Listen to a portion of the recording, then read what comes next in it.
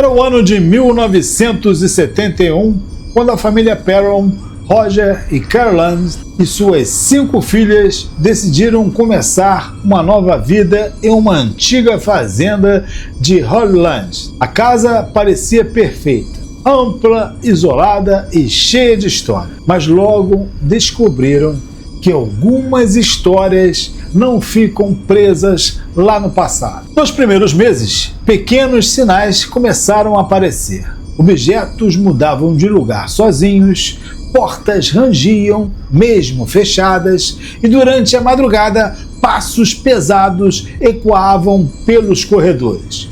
Caroline, a mãe, foi a primeira a perceber que havia algo de errado. Ela acordava com marcas estranhas no corpo, como se mãos invisíveis a tivessem agarrado durante a noite. As crianças também relatavam presenças. Algumas diziam ver sombras espreitando-os pelos cantos da parede. Outras ouviram vozes chamando seus nomes em sussurros que pareciam vir das paredes. Aos poucos, a sensação de que não estavam sozinhos se transformou em medo constante. A fazenda, que deveria ser um lar de paz, estava se tornando um palco de terror. Mas afinal, o que havia por trás daquela casa antiga? Seria apenas imaginação de uma família impressionada? Ou algo muito mais sombrio estava prestes a ser revelado? Você está no canal Fato Proibido, apresentado por mim, Lécio. Tudo bem com você? Espero que esteja tudo 100%. Se você gosta de histórias e mistérios baseados em fatos reais,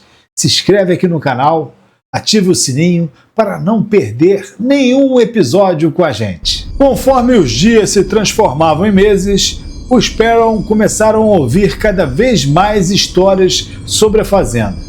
Vizinhos comentavam que aquele terreno carregava uma maldição antiga. O nome que mais aparecia era o de Bathsheba Sherman, uma mulher do século XIX acusada de bruxaria. Segundo as lendas locais, Bathsheba teria oferecido o próprio filho recém-nascido em sacrifício a forças obscuras. Depois disso, amaldiçoou todos que ousassem viver naquela propriedade, jurando que ninguém teria paz sobre aquele teto. A história dizia que ela se enforcou em uma árvore próxima à casa, e desde então sua presença continuaria assombrando o lugar. Já teria me mandado há muito tempo.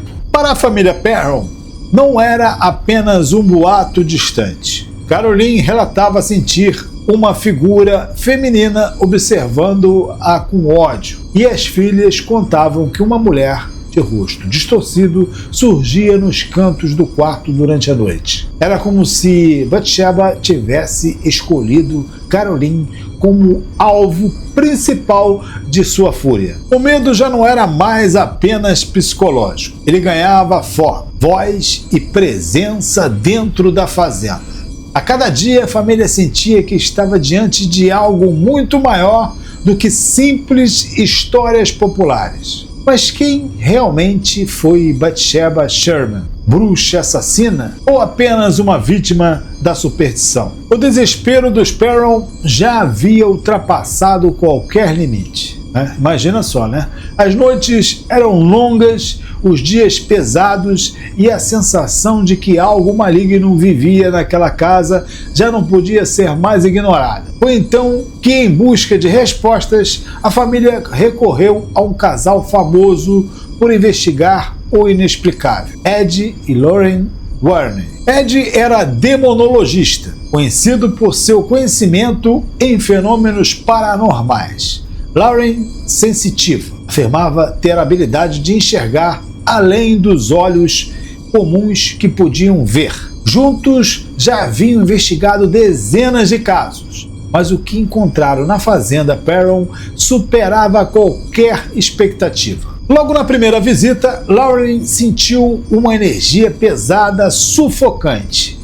Ela descreveu a presença de uma entidade feminina que se fixava em Caroline, como se quisesse quebrar sua vontade e tomar controle de sua vida. Para os Warren, não havia dúvida, tratava-se de uma força maligna determinada a destruir aquela família. Eles iniciaram sessões de investigação, registrando sons, manifestações e até aparições que se tornavam mais violentas a cada dia. A casa parecia reagir à presença deles, como se quisesse expulsar qualquer tentativa de ajuda. Mas até que ponto os Warren seriam capazes de enfrentar algo que parecia ir além de qualquer explicação humana? Com a presença dos Warren, o clima na fazenda se tornou ainda mais intenso. Cada oração, cada objeto religioso parecia provocar reações violentas da entidade. Portas batiam com força,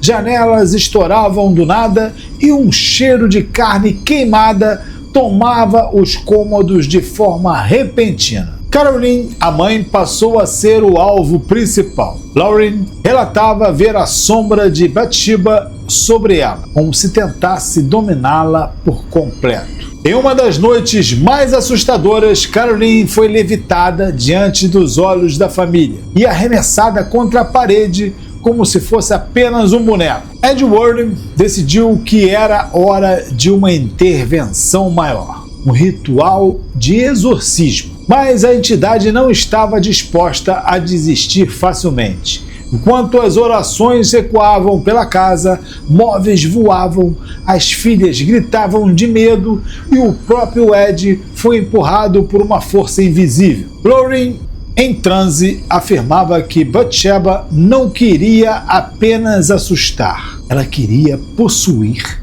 usar Caroline como veículo para continuar a sua maldição. O confronto se estendeu por horas, cada segundo trazendo o risco de que a mãe fosse perdida para sempre. No meio desse caos todo, uma pergunta permanecia: a fé dos Warrens era suficiente para quebrar a maldição? Ou a casa já pertencia à escuridão? A madrugada parecia interminável. Durante o ritual, os gritos de Caroline ecoavam pela casa como se não fossem dela, mas de algo muito mais antigo e sombrio. Ed Warren mantinha firme a oração, enquanto Lauren repetia: ela não pode tomar você. Lute, em frente! Em um momento crítico, Caroline foi arrastada para o porão, o local mais temido da casa.